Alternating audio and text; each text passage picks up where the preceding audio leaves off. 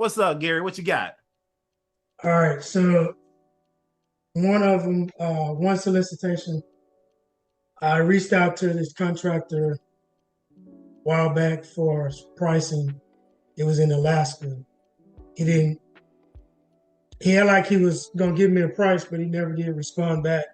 Evidently, he went out and tried to submit himself, but evidently he wasn't registered on SAM.gov. So, and I guess he was gonna go try to do it and create an account and submit himself. It didn't work out that quick, and I just got a random call from him last week, a week before last. Said, hey, you still looking at accepting bids? I was like, I looked at the phone. I was at work. I was on break. I said, Alaska. Who is this and where you calling from? What solicitation you calling about and all that. He gave me the information and stuff. And he slipped up and said that the contracting officer told him that if he submitted his bid by tomorrow, it would still be accepted. Or he was going to extend the date by 1 day. So, okay. I was like, well, how did you find out about all that? And I got him to tell me, yeah, the contracting officer told him. I'm like, but how did you find out about the contracting officer or whatever? He's like, oh, I found it on SAM.gov. It's like, oh, you would try to create an account. So I, found out all the information out. He finally broke down and told me. I was like, you told him about it. He wanted to see if I could try to do it himself. Got you. Right, exactly. I was like, I tell you what, you send me the quote that you got right now in the next hour or so, and we'll work at it. And he sent me the price. He said, oh, by the way, contracting officer told me that, it's the magnitude is 100,000. My quote is 70,000. That leaves you leeway to be within 100,000. I'm like, oh, really? You know the whole scope then? He gave me your price and everything. Okay. You know everything. Exactly. There's your VA. Exactly. That's right. So I called the contracting officer. I got some more in-depth information. Come to find out the contracting officer is not extending the date, but he hadn't opened the bids that he received yet. And he told me, he said, well, Gary, if you submit your bid by tomorrow morning, I think I'm not going to open them to noon. I can still count your bid. I'm like, okay, no problem. I submitted. Yes.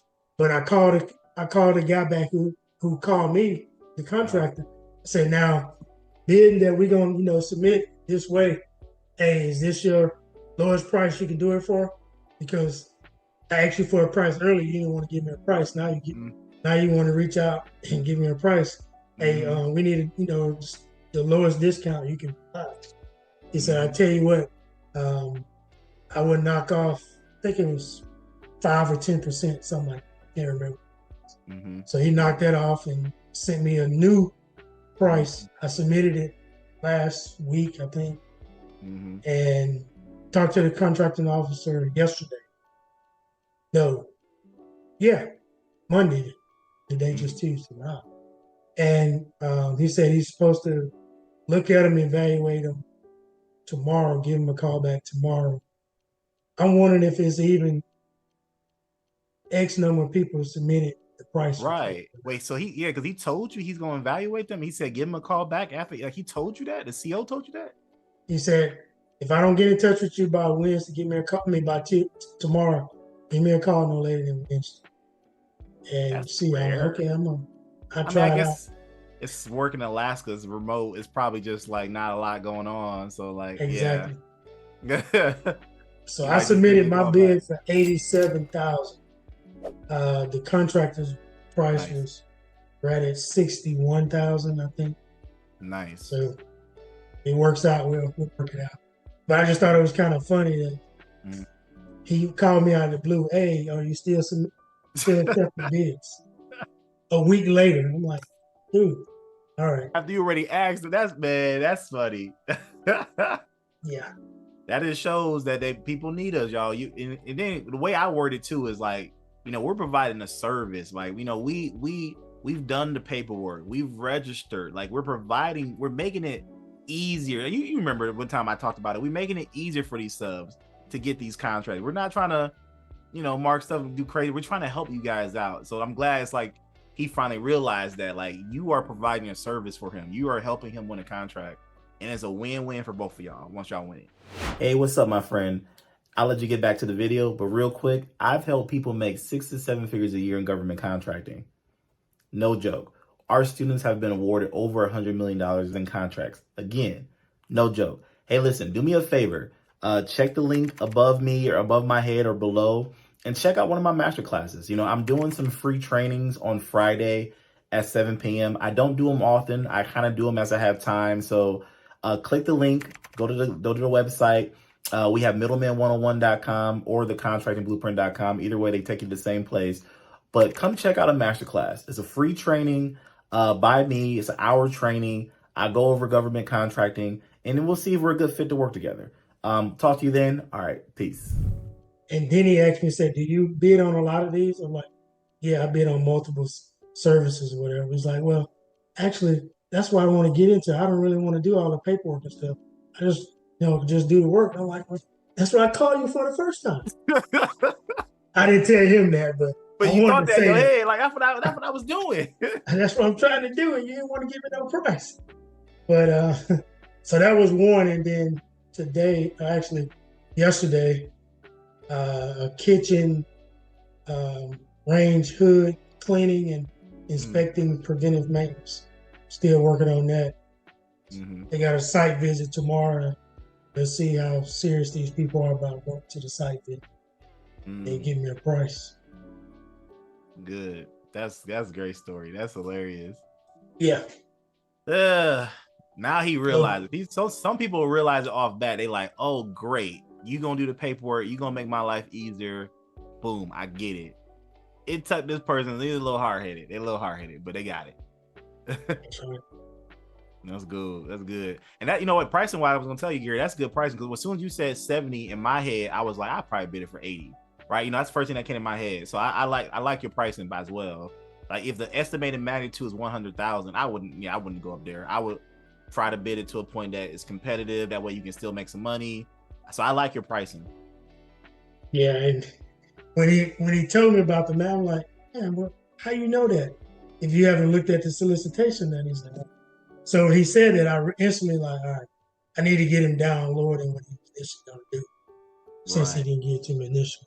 Plus, I want to stay on the 100,000, because I don't know if I shared with you, but it was another solicitation where I bid it on it in November. The contracting officer been in touch with me back and forth, and finally got him all the information he needed. Well, the winning bid came back at 97,000, and my bid was 105,000. So let's see, either I was too greedy or whatever. So I was like, all right, let me stay lower than that this time. Yep. Stay lower, stay conservative. Make your little $10,000, $15,000 off the bid. Go get the next one. Is it a one-time job? This one in Alaska? Is it a one-time thing? Yes, it's a one-time. Well, no, I'm sorry, no. Actually, I'm getting confused now. Yes, the one in Alaska is a one-time thing. I'm thinking about the kitchen hoods. Yeah, the kitchen hoods, ongoing. Yeah. Now I was thinking Alaska. That sounds like one-time pricing. That's good. My thing is, you can make 10,000 per one-time jobs. Like that's great. Do 10 of those a year, y'all. You made 6 figures that year, right? Like that's why I kind of look at those things. It's like, even if I get a quote for $100,000 and it's a one-time job, I might mark it up 10 grand, because it's like, in my mind, boom, make 6 figures this year. You win 10 of those, call it a day. That's minimum. That's on top of all the other yearly stuff and all the monthly stuff and all that other stuff. But that's the way you want to look at that. Yeah, that's kind of what I'm starting to look at now. Either $10,000 contracts, or five $20,000 contracts. If I can do that do a $20,000 one in a month, that's my profit. End of the year, that's 100,000. That's the way to look at it. Well, actually, that's over 100,000, but it'll take me 5 to get 100,000. Yep. Best way to look at it. Choose your number. I remember Trinell, my friend Trinell, when she first got started in government contracting, I think her number, and I had to bring her on again. Her number, I think it was $5,000. I think she said, I want to make $5,000 per contract. And it didn't matter. And just to let y'all know, just like what she did pricing, it didn't matter what the quote was.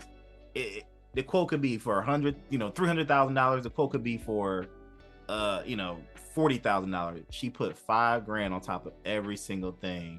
When she first got started, I think she had won like 15, 20 contracts like pretty quickly, right? Again, I'm not telling y'all to price that way, but that's what she wanted to do. That was her minimum she wanted to make per contract. Now it's way more than that. Now she bids more and does a lot more, but that's how she went about it. And I was like, well, it could be risky. You bid on something that's $140,000, you putting $5,000 on top. Like, how do you know like something could happen, right? It's kind of risky, but that's what she did. And she had a lot of success with that. So this is the best decision that I've made in a long time for myself. There's so much information that's being shared with us right now. Just yesterday, I had a major aha moment. I know today I expect another aha moment too. Just absorb like a sponge. That's all I could tell you, man. Just absorb like a sponge, because guess what? We all will be next. Guaranteed. We all will be next. Aha moments, he's dropping golden nuggets. He's doing it again today. But what I liked the most was, I spent time putting together a list of opportunities I was looking at, and we looked at them, and we selected one, and we just kind of talked about it. Did he help me really narrow in and focus on what I need to be looking at? And to me, that's just like, I've already got my money's worth today. I can just stop.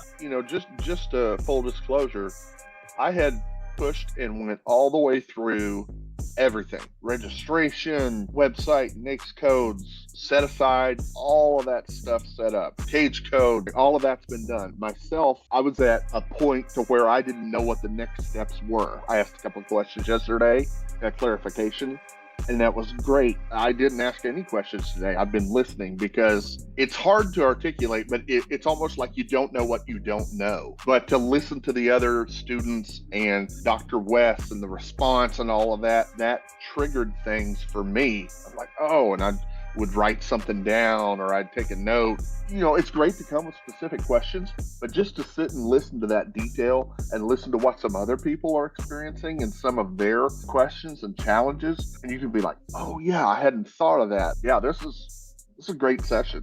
Very happy that I did this.